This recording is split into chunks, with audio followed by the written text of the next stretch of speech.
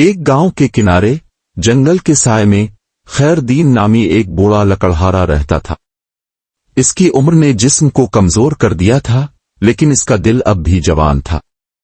वो अपनी पुरानी झोंपड़ी में अकेला रहता और उसका वाहिद साथी इसका लोहे का कुल्हाड़ा था, जिससे वो जंगल से लकड़ी काट कर गांव में बेचता और अपना गुजर बिसर करता। एक सुबह जब सूरज की किरणें जंगल के पत्तों से छन कर जमीन पर बखर रही थीं, खैरदीन अपना कुल्हाड़ा कंधे पर रखकर जंगल की तरफ चला। गांव के एक लड़के असलम ने उसे रोका। असलम की मां ने खैरदीन के लिए रोटी भेजी थी। बाबा, ये रोटी खा लो, असलम ने कहा।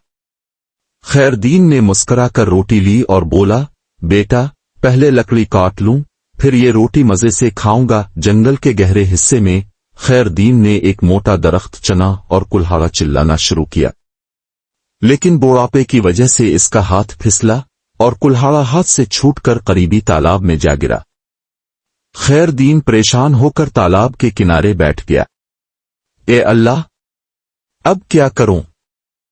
ये कुल्हाड़ा मेरी रोजी का वाहिद सहारा था, उसने दिखी दिल से कहा। अचानक तालाब से रोशनी चमकी और एक परी नमूदार हुई। इसके हाथ में सोने का चमकता हुआ कुल्हाड़ा था।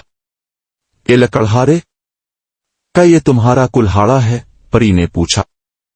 खैरदीन ने सर झुकाते हुए कहा, नहीं बीबी, मेरा कुल्हाड़ा तो पुराना लोहे का था, ये सोने का नहीं। परी मुस्कुराई और गायब हो गई। कुछ देर बाद वो चांदी का कुल्हाड़ा लेकर आई। तो फिर ये तुम्हारा है? इसने पूछा। खैरदीन ने फिर सच बोला, नहीं, मेरा कुल्हाड़ा ना सोना है ना चांदी, बस सादा लोहे का है। परी दोबारा गायब हुई और इस बार खैरदीन का असली लोहे का कुल्हाड़ा लेकर आई। खैरदीन की आंखें चमक उठीं।